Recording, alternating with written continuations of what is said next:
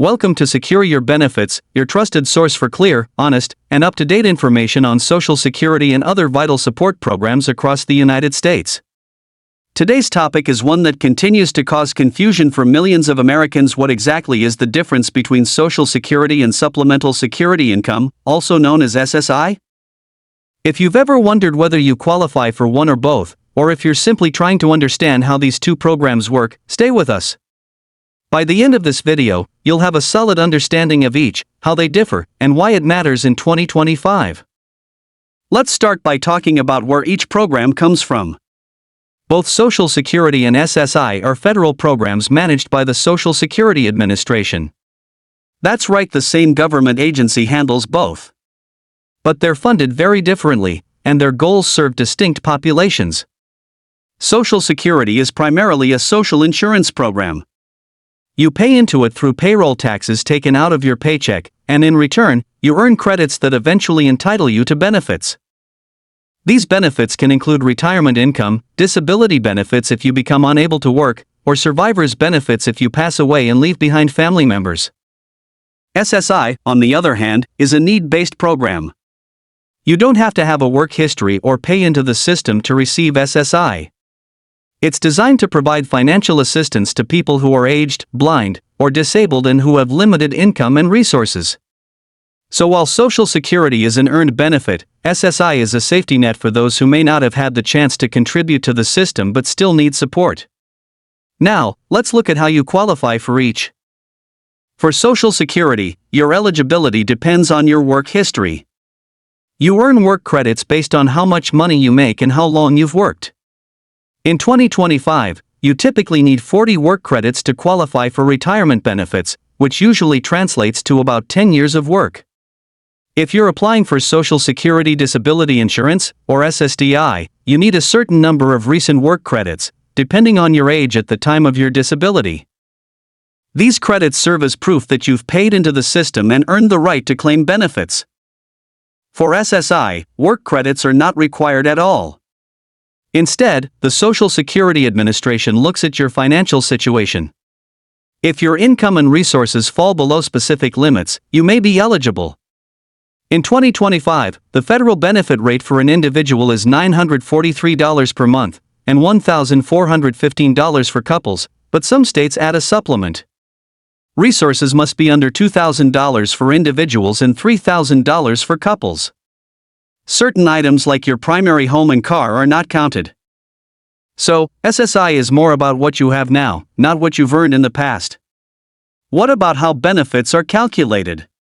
For Social Security, the amount you receive is based on your average lifetime earnings. The more you earned and the more years you worked, the higher your monthly benefit. There's a formula the SSA uses to determine this amount, and it's adjusted annually for inflation. In 2025, the maximum Social Security retirement benefit is around $4,873 for someone retiring at full retirement age. If you qualify for SSDI, the amount is also based on your previous earnings, not on the severity of your disability or your financial need. On the flip side, SSI payments are flat amounts. Everyone gets the same base payment unless your state adds more, or you have some other income that reduces the amount. The SSA subtracts other income from your SSI benefit dollar for dollar in most cases, though the first $20 of monthly income may not count. So SSI doesn't reward higher past earnings. It's strictly there to ensure a minimum level of income for those in need.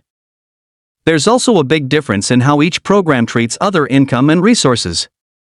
Social Security benefits are yours regardless of your other income or assets. You could win the lottery and still collect your Social Security check. Of course, taxes might be a different story, but eligibility won't change. SSI is far stricter. If you receive help from friends or family, or if you have extra cash, a second vehicle, or certain investments, those could reduce your payment or even disqualify you entirely. This means SSI recipients often have to be very careful with their finances just to stay eligible.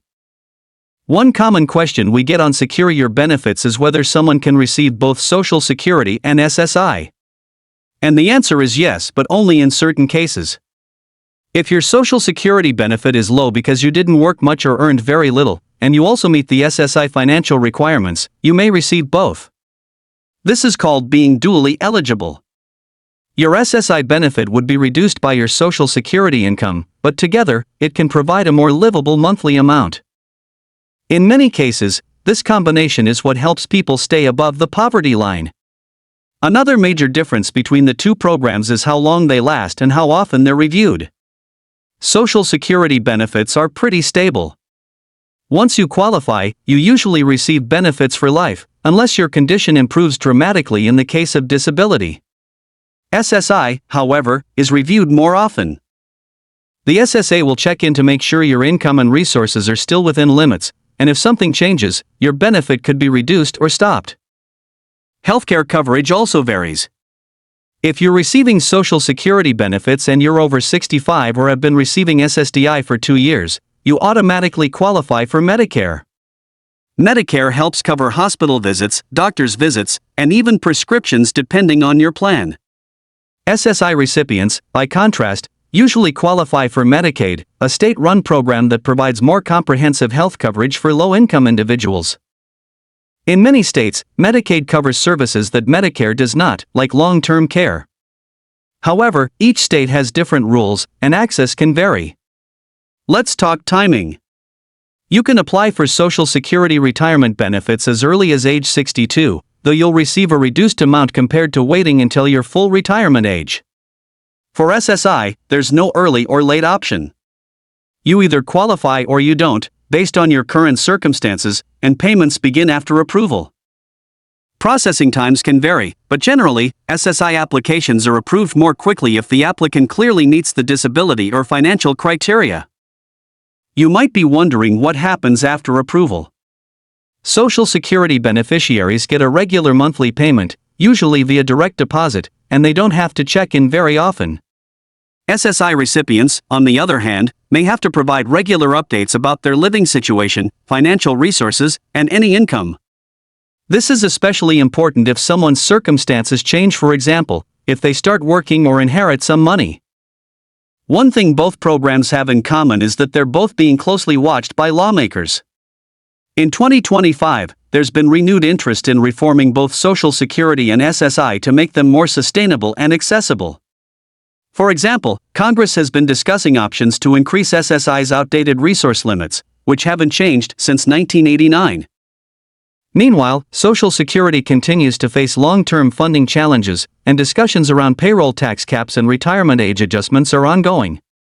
Here on Secure Your Benefits, we'll be covering those updates as they happen, so make sure you're subscribed and have notifications turned on. Another area where things are changing is digital access. In 2025, both programs offer more online tools than ever before. You can apply, check your status, and even upload documents through the Social Security Administration's website.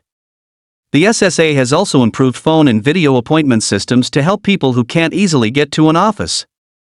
These changes aim to reduce delays and improve service, but there are still reports of backlogs and long wait times. If you're applying for either Social Security or SSI, it's important to be prepared, patient, and persistent.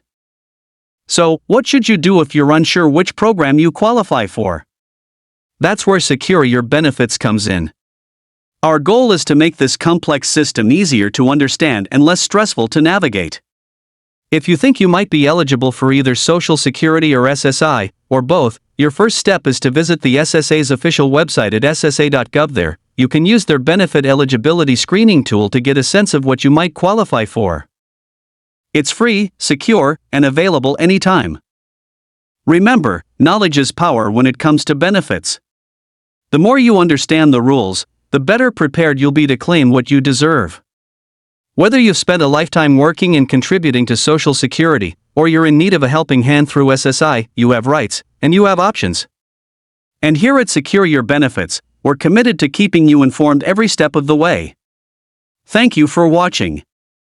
If you found this video helpful, please give it a thumbs up, share it with others who might need this information, and don't forget to subscribe for more timely updates on Social Security, SSI, SSDI, and all things related to your financial security in the United States.